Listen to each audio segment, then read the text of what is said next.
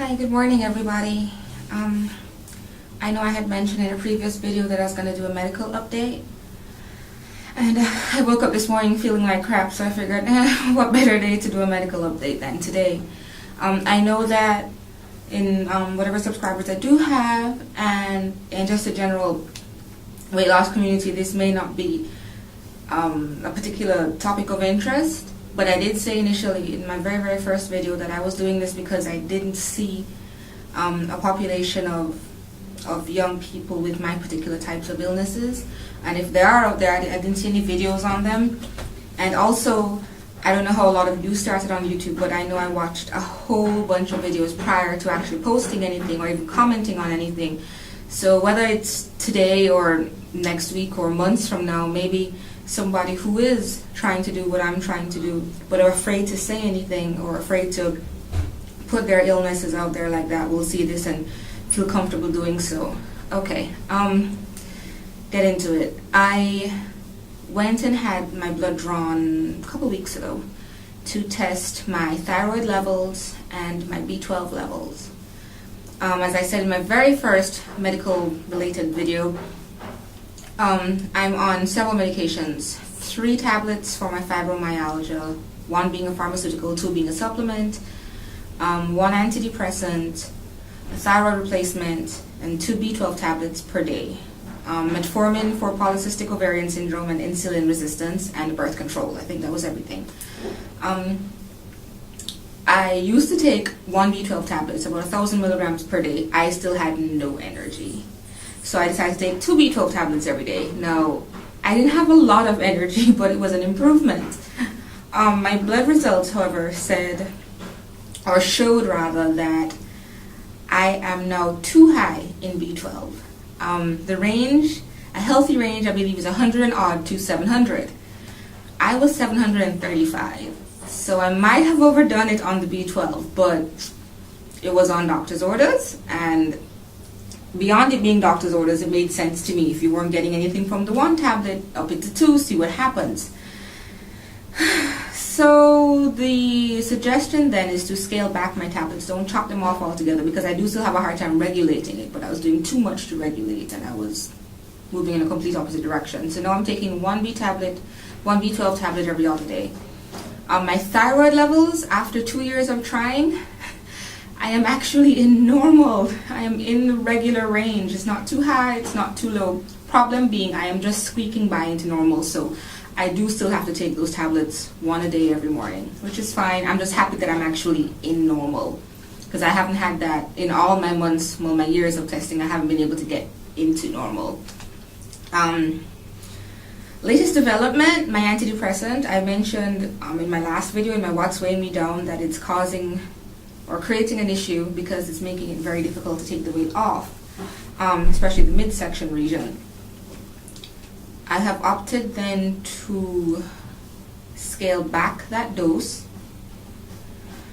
from 1 10 milligram tablet every night to the same 10 milligram tablet every 2 nights, or every other night. I can't come off of that pill cold turkey. The withdrawal symptoms are worse than having anxiety and depression put together. It just doesn't make any sense. My GP, though, has also suggested that I see a psychiatrist. Now, I know most people wouldn't put this out there, but my major reason for seeing a psychiatrist is that my GP cannot figure out what medications to give me and at what dose to manage either depression and anxiety and OCD. My previous antidepressant was great for the OCD and anxiety, horrible for the depression. This current one is doing really well for the depression, but the anxiety and OCD, it comes in every now and again, and it's creating a weight problem. So there's no point in feeling happy only to end up having anxiety issues over the fact that you're gaining weight or you're having a major issue losing weight. So I'm going to see a psychiatrist. And for those who don't know, psychiatrist prescribes drugs, psychologists can only counsel. So I don't want to see a psychologist because, frankly, I'm beyond the let's talk about your issues and how does this make you feel type thing. Right now I'm not at a place where I want to go back to doing that. So I really need someone to help me on the pharmaceutical front. So I'm going to go see the psychiatrist, and my GP has already decided to speak to somebody about the fact that it's for the medications. It's not so much for the counseling, it's for the medications, because at this point what needs to be managed are the physiological symptoms that are arising from the psychological meds. So that's that. I know I mentioned this a lot, but I'm tired. And beyond having depression, which creates fatigue, and beyond having fibromyalgia, which exacerbates fatigue, I found out that my red blood cells are too small, which the most common cause of that is simply being low in iron. So I'm now on iron supplements. I'm not sure about the math, but I think the pills are kind of evening themselves out. I think every time I take a pill off, I kind of add one on. Now, I don't feel so poorly because I'm adding supplements and not necessarily medications, pharmaceuticals. When I got rid of my fibromyalgia capsule, I added an organic supplement. I added magnesium, I added malic acid. So I don't feel so badly about that. Eventually, some of these things I can wean off, some of them are lifelong, but I'd rather take a natural supplement than a prescribed med. So the iron, or lack thereof, might be why I yawn my way through everything. I don't have a really good oxygen carrying capacity. I worried about the shape of the cells and the fact that the red blood cells are small. I am a sickle cell trait carrier. I don't have the disease. It means that one of my parents had the trait or has the trait. It also means that later on when I want to have kids, I have to be careful who I have kids with, because it's very possible that that person may have the trait as well and we end up with a child with sickle cell disease. If I had sickle cell disease itself, I would have known by now, but it is odd that my red blood cells are small and kind of funny shaped. This doesn't happen to me often. I don't often have a symptom and then get a result that actually vindicates my symptom.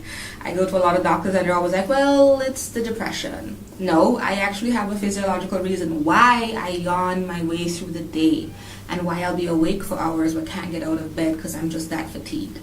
So it's good and it's bad. It's good that I know a reason, it's good that it's treatable, and it's good that my symptoms are validated and it's not just me being lazy, because I'm not. And I try really hard to get up and move, and I still go to the gym as much as I did. So yeah, quick update. I know many people won't be interested, but maybe one day somebody will have this cacophony of symptoms and they'll be like, yay, there was one other chunky chick out there with them. Low iron, B12 high, so I can cut back on my B12 pills. Thyroid is good, so we're just going to manage it. One capsule a day, one pharmaceutical capsule for my fibromyalgia, 2 supplements for my fibromyalgia. Still on the metformin. That's my next level to get tested to see if my insulin resistance has gone down. In a few more months when I've lost a bit more weight, because that one is just a weight thing. And gonna see somebody about getting off of my Lexapro onto a different antidepressant, or maybe a couple different antidepressant, anti-anxiety medications. In the meantime, I've scaled back on my dose to every other day. So far, I'm okay. I mean, I haven't spent a day in bed or had a panic attack, so I think I'm okay. I was on the highest dose that I could have been on, so scaling back is absolutely no problem to me. The sooner I get out of all of these, well, underneath this blanket of drugs, the better I will feel about myself. But my doc seems really pleased. I'm still off of my painkillers. I still hurt, but I still don't need them as much as I did before. So yeah, that's my medical update. Some good, some bad. The bad is manageable though, so I'm grateful. I'm really, really grateful. And it's only been 2.5 months thereabouts, so imagine what I'll be like a year from now, or even 6 months from now. So I'm really hopeful. And hope is a wonderful thing when you're ill. So I'm hoping this will help somebody one day. I'll let you know what the psychiatrist says, because I'm so wary of mental health professionals. I swear, if I end up on a couch with a "how does this make you feel" thing, I'm gonna give them one of these and cut out, because that's just not what I'm looking for right now. I'm not against it, by all means, get the help if you need it, but I've been there, I've done that. What I need now is to manage the symptoms as I work through the other aspects of it. Okay, here we go. I hope y'all are having a wonderful day. Weigh-in is on Saturday morning. I'll probably end up posting something on Sunday morning, Sunday afternoon. So far the scale is my early morning weigh-in, which I usually weigh like right after breakfast thereabout, is saying I'm a pound and a half, 2 pounds down. So we'll see what it says on Saturday. Okay, bye guys.